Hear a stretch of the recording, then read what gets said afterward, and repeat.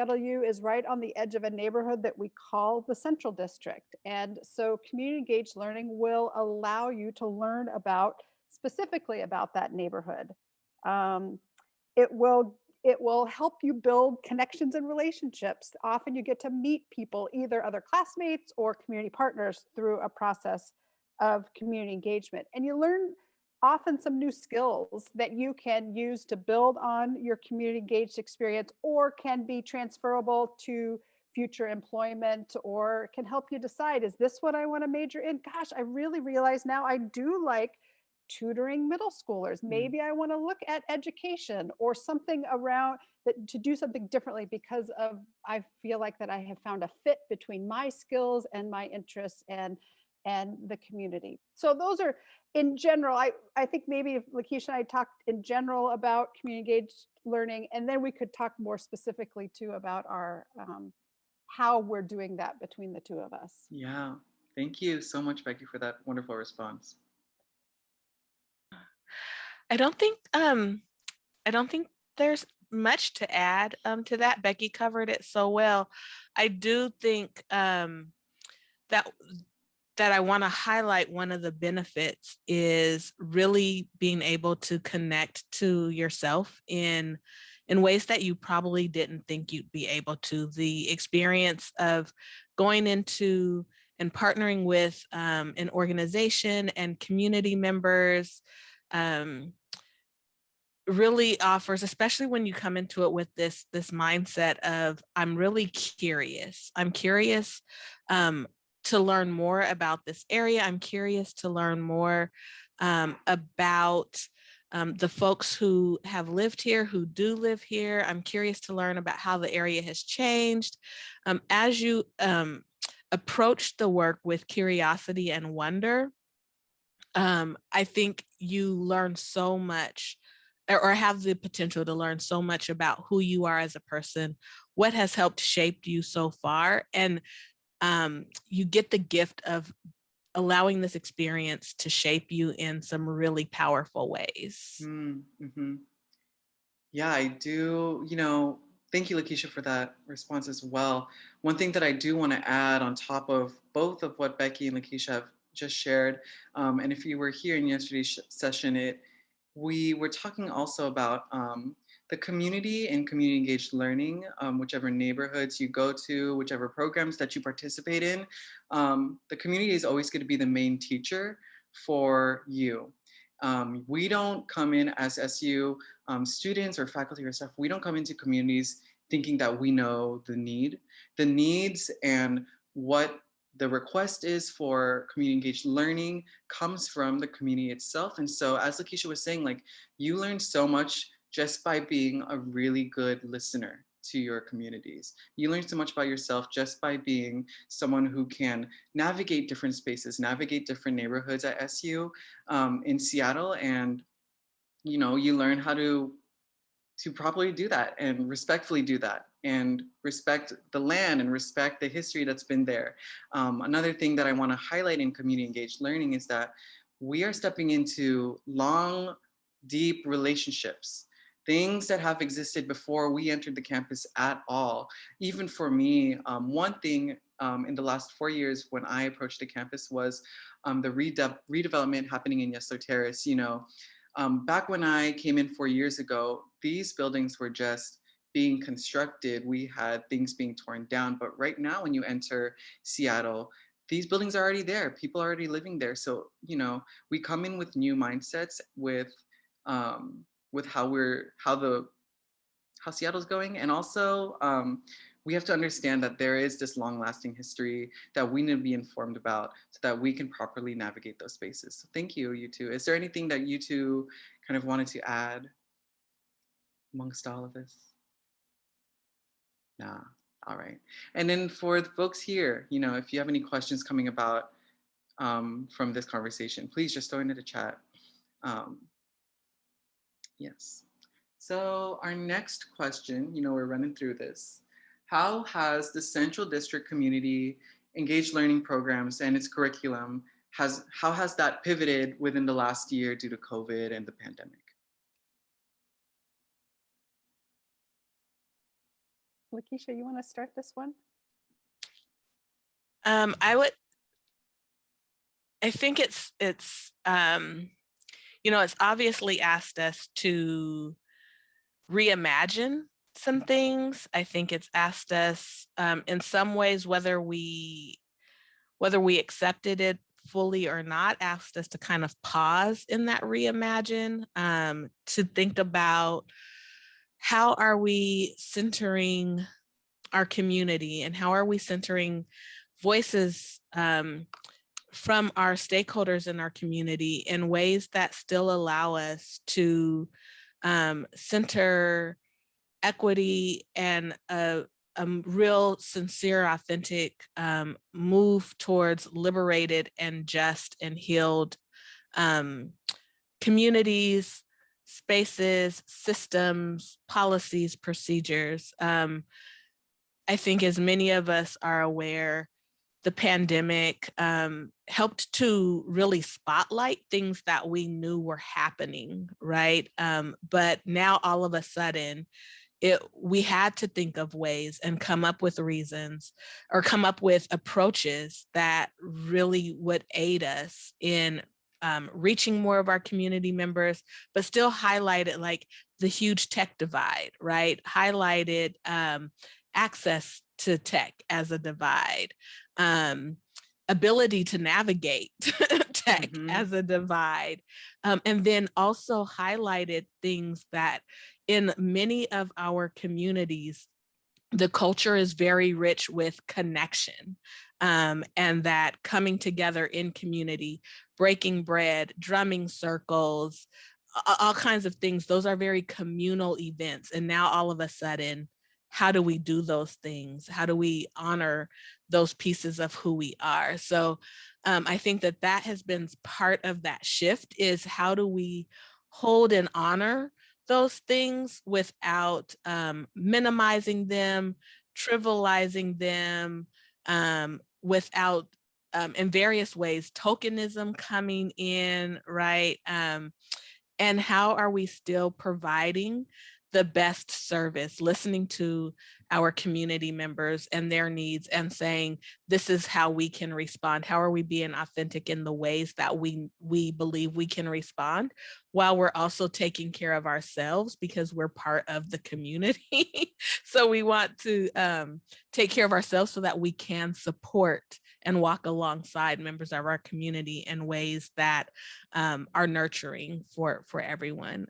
So I think this past year has asked us to really do some reimagining, and asked us to really look at what have we done that's been successful already, and how do we celebrate those wins? I think it's highlighted that we need to embrace wins, and not just kind of brush them off, but we need to embrace them and take those lessons and apply them with great intention to those spaces where we still have significant room for growth. I hope that was helpful. Totally helpful, LaKesha. Thank you. Can I ask kind of a follow-up on your responses? What are those wins? Like, what did you want to celebrate this year, in all of those pivots? And yeah. Yeah, I think some just thinking about our programming. So so y'all on the call, our programming at Washington, we have a couple of mentoring programs where we have Seattle University students, when we're in person, Seattle University students go into classrooms and support our scholars in the classrooms. They can choose to engage in one-on-one mentoring where they're supporting scholars in their social, emotional, and academic development and growth. And then we have an after-school program. We also have a program for 8th graders that aids them in being prepared for the transition to high school, them and their caregivers. And so we had to pivot to online. And really navigating a lot of various things, the school's calendar and schedule, caregiver fatigue, right? They were working, they were online, and caregiver, in some cases, we had caregivers who their job was to take care of other folks. And so they weren't there for their own children in their homes while they're trying to navigate school. And so there was guilt and those kinds of things. So being able to connect with caregivers and families in a way to help say, we are walking alongside you and we're all in community to support you and your scholar.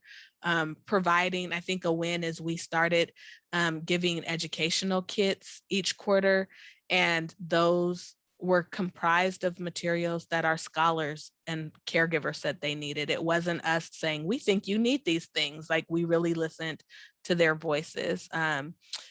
So, and then, taking our programs and transferring them to an online model has been interesting and very rewarding. We've learned so many things that we're going to take back to in person. So I think those are some of our wins. We've had amazing success with providing academic support, but putting scholar first. Our scholars have really needed and wanted a lot more social connection, that emotional connection.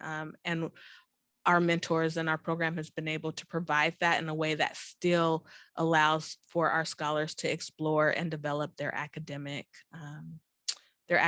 side and their academic self. Yeah. Thank you.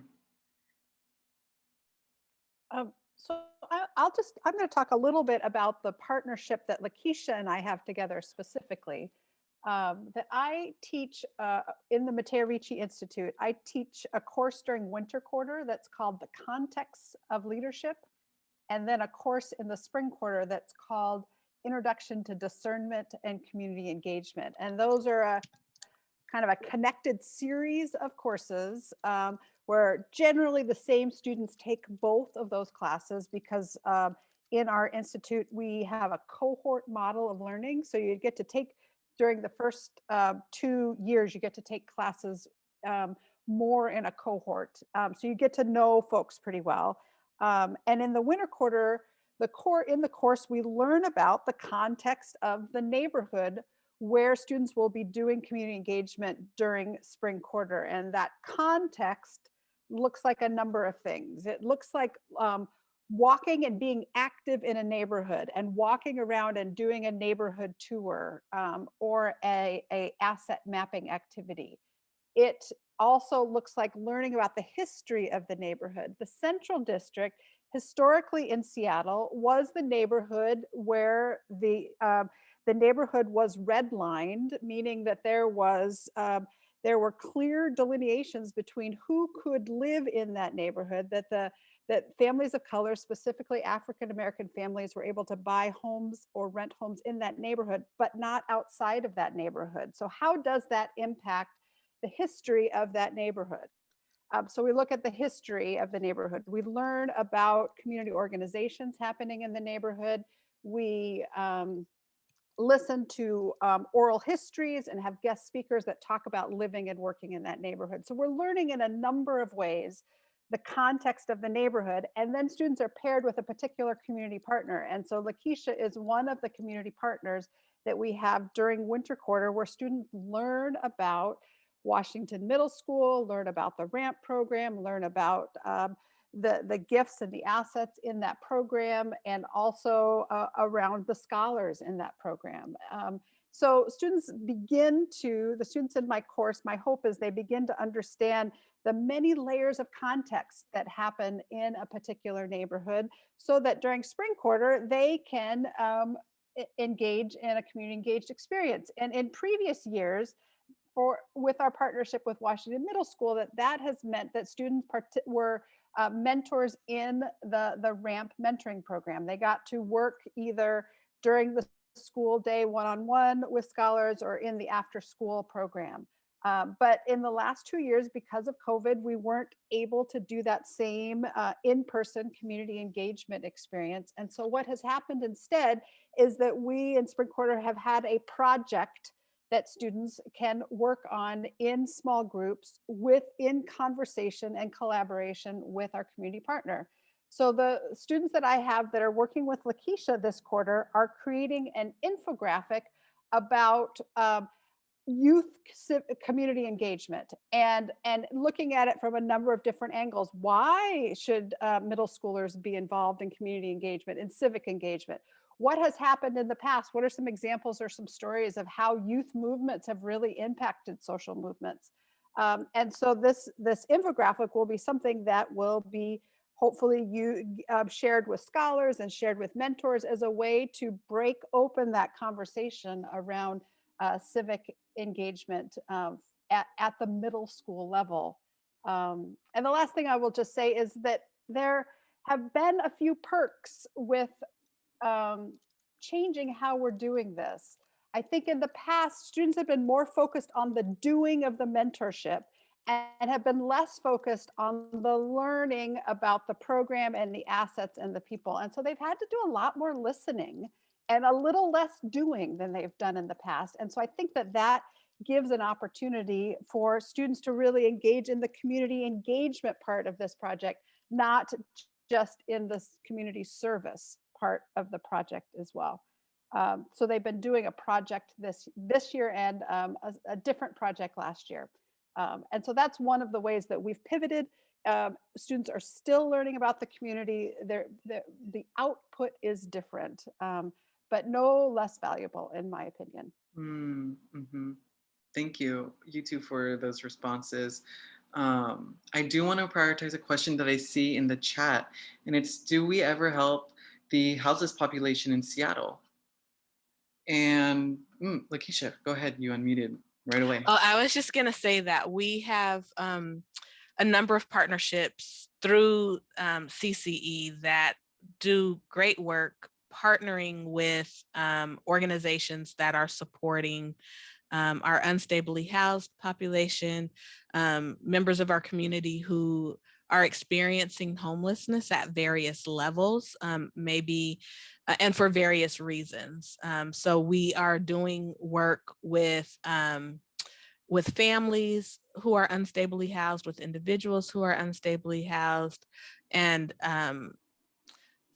looking at all the reasons why that exists too. What I want to name is part of the work when you are engaging in your community engaged work with CCE is we're really hoping that you are also learning some of the systemic issues and reasons that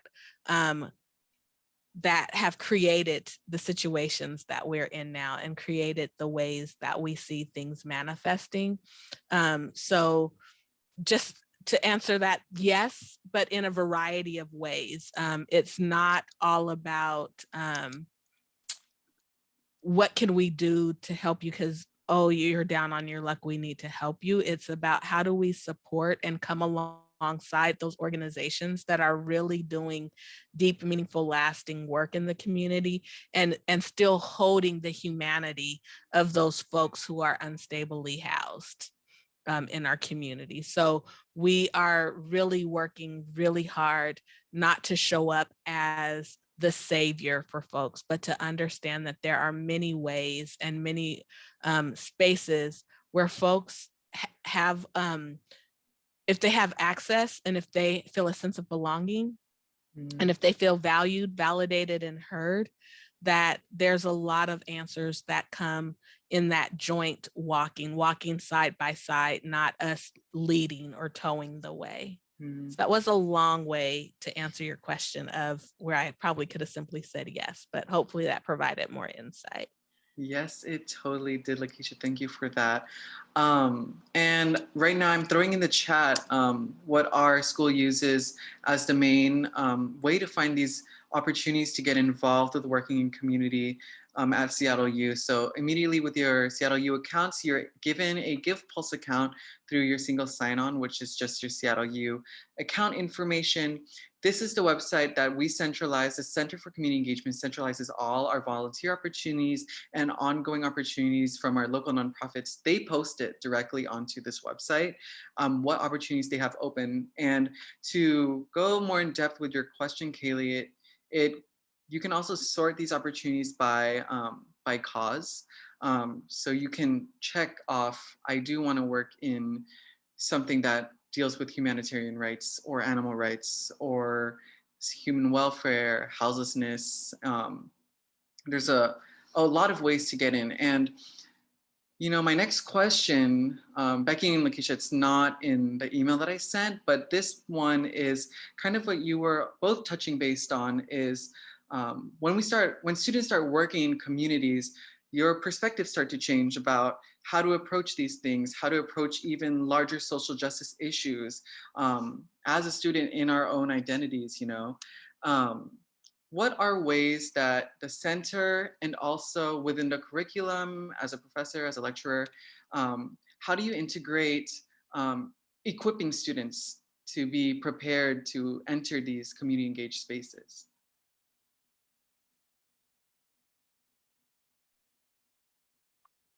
Well, I would say, first, just one thing on the last topic that we had. I think that there are multiple ways that you can either seek out or be invited to community engaged learning spaces. Some of them are course based. So the course that I'm teaching has a requirement that students are working on a community engaged project. When you register for courses, there's often an indication that this is what they will call a service learning course. So going in that this will be a course based, that there will be a community engaged component. But you can also decide that you individually or with a group of friends can make some choices about how to be engaged in the community. And that's where the Give Pulse website is really helpful, is you have this desire to be engaged in some way. What do I do? And so Give Pulse helps with that. So for me, as I prepare students for community engagement, there are a number of things, but I'm going to highlight just 3 of them. The first one is this idea of context and learning as much as we, the students and myself, can about the community before students walk into the door. Because there's a lot that we can learn without depending on the community partners to teach us, and doing our own work to learn about the community, about the history, to listen to podcasts or guest speakers, to do some of our own work before we begin. I think a second thing is to prepare students to think about what their own assumptions or experiences have been, and to be able to have those at your fingertips to help you begin to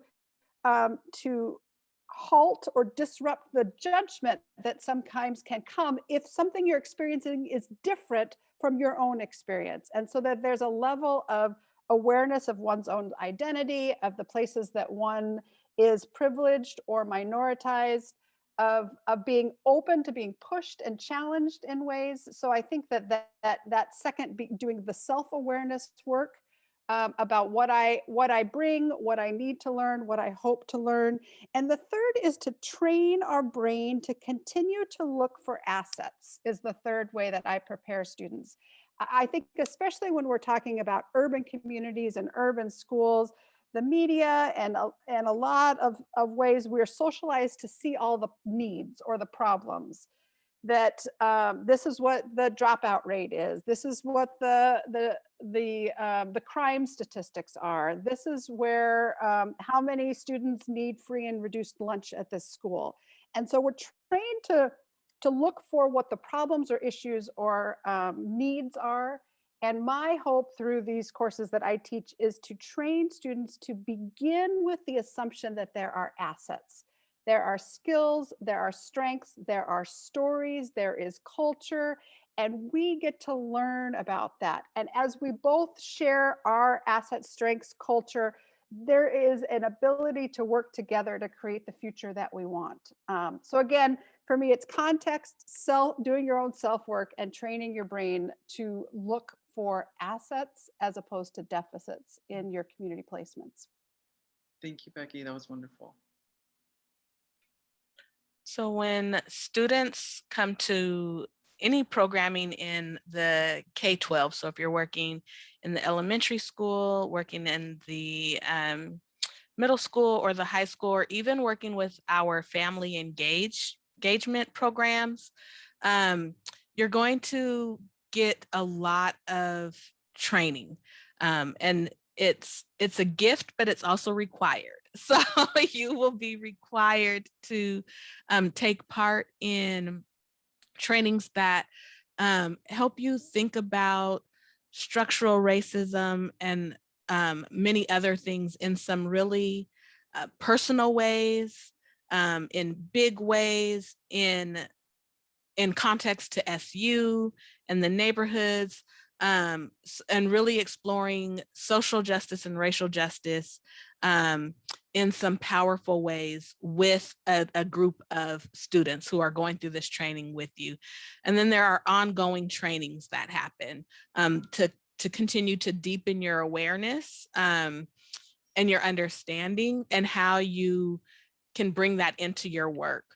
When you join the Washington Middle School team and any of our school teams, there's ongoing professional personal development. So that looks a little different depending on where you're at and what the team is working on. But that work will always ask you to dig deep within yourself and to look at how, so for example, this academic year and every academic year, our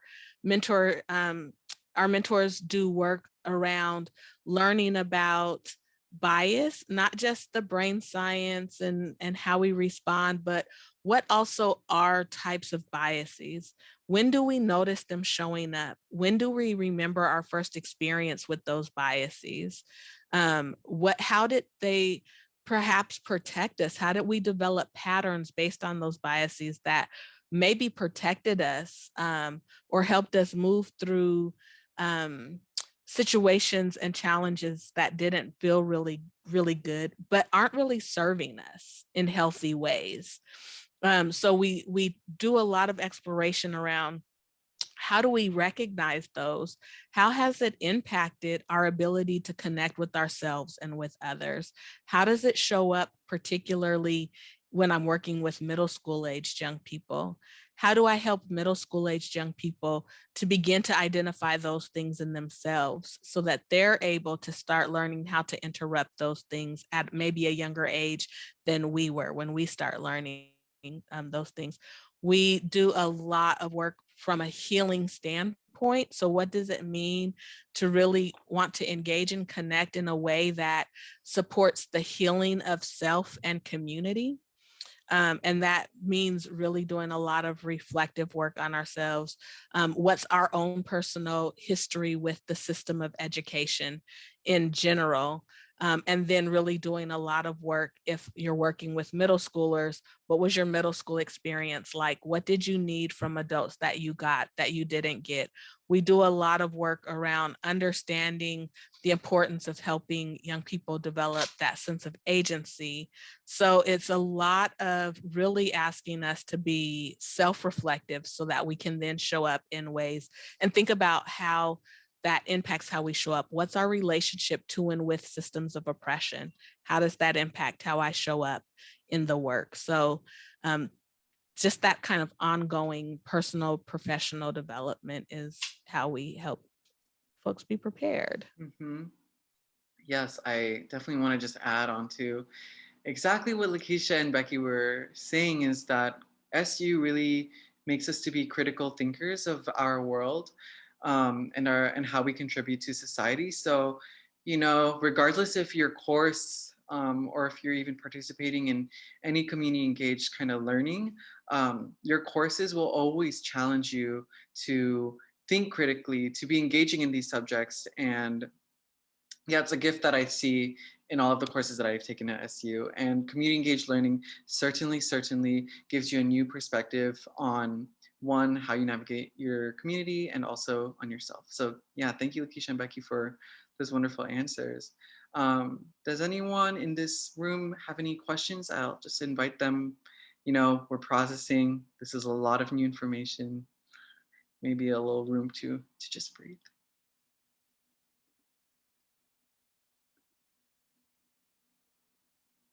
All right. Our next question, and again, just continue welcoming questions into the chat if it comes up for you.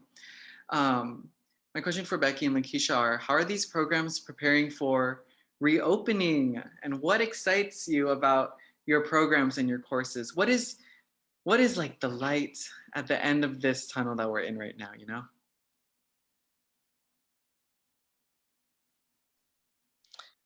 I was just working on that today. So part of our preparing, and so y'all, the background that you see is the classroom that we have at Washington Middle School, and our room is very unique in that we have a red wall. It used to be purple because Washington's the Junior Huskies, but we are the Redhawk family room. So of course our wall has to be red, right?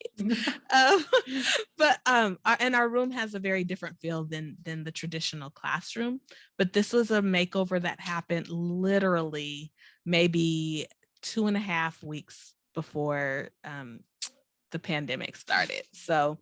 Um, so just coming into this space is one of the things I'm looking forward to, the laughter and the excitement of scholars and listening to scholars and mentors begin to make trusted connection and build relationship with one another. Some great conversations happen in that space. I don't think they always realize that I can hear all of them, but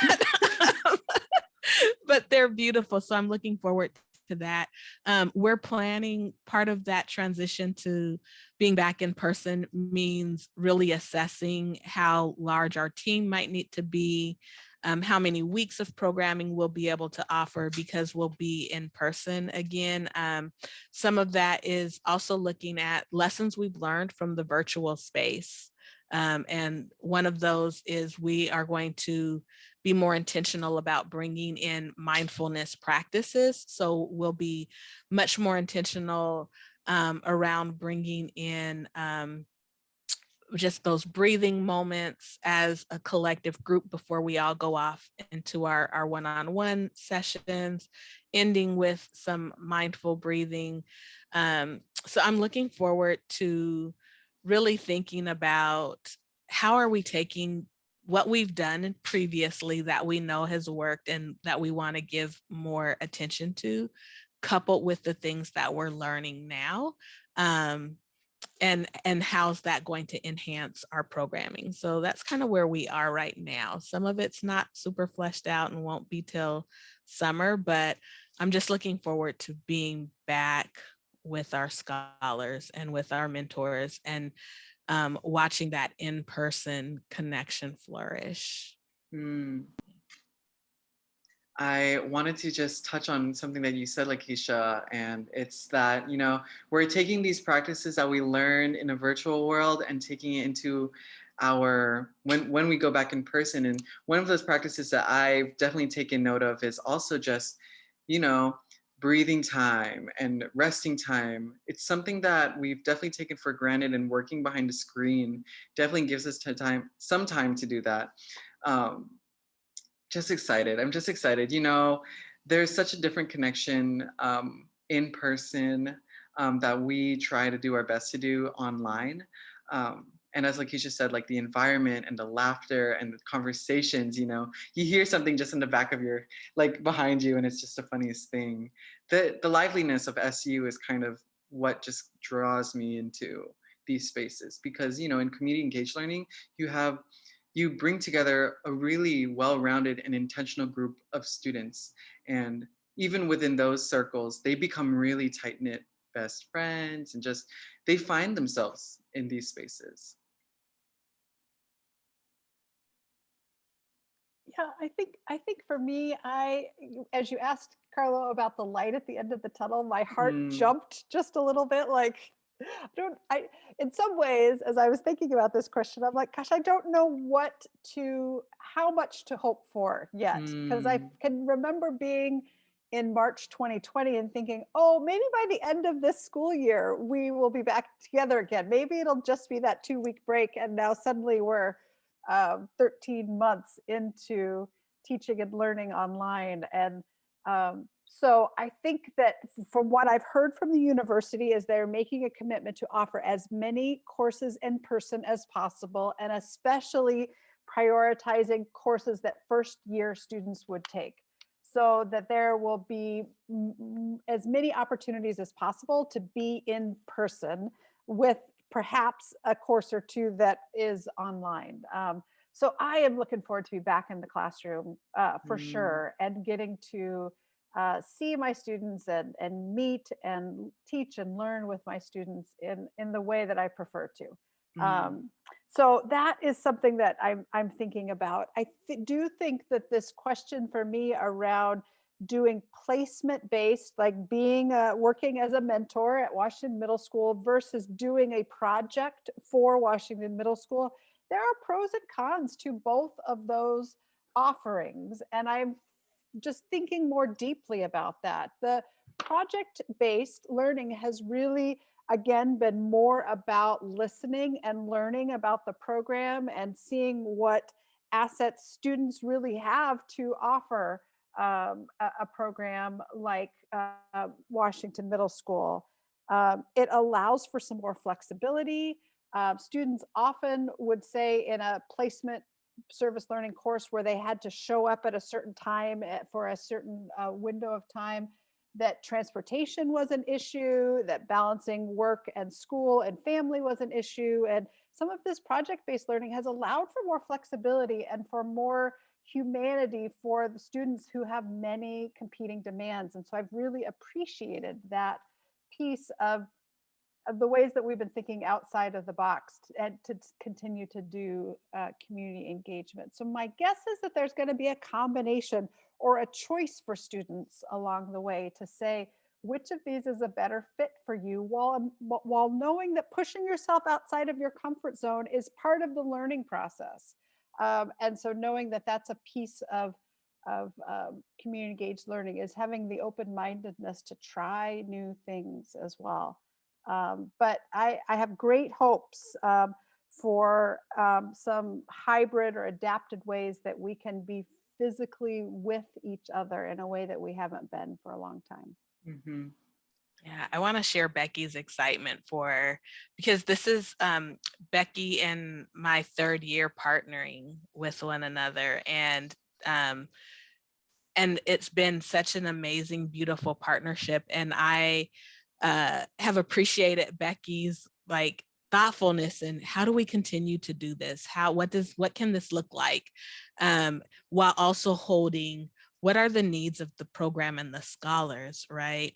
And so I'm just, as I was listening to Becky, I was like, oh my gosh, yes, how do we like do both? Or, because they, as Becky said, we have learned a lot in the need to honor that there are many, many ways, many, many paths to the same destination. And I think that that is something that we have known for a long time, but that the pandemic has asked us to hold in some real ways. And so I'm excited to look to see how our partnership is able to flourish, holding that in the next academic year.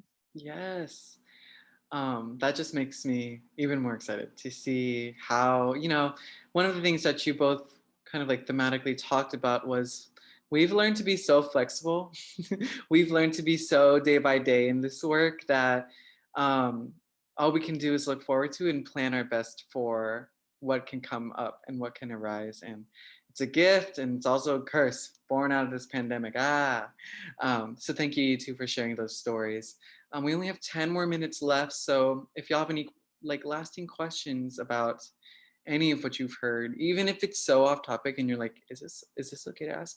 We have been on campus, so we can be totally of help if you have any questions. LaKesha or Becky, do you have anything that you would, like advise new students of knowing, or just any advice for new students entering campus and also wanting to be engaged in community engaged learning? Yesterday's advice, they offered that, just put yourself out there and come in with an openness, and I can say right off the bat that the folks who joined today, you're already making the strides to be engaged. You're already being intentional with the ways that you plan on being engaged within the Seattle youth community. So thank you for that engagement. It's going to carry you really far. And so Yeah, LaKesha or Becky, any advice to new students that you would like to share?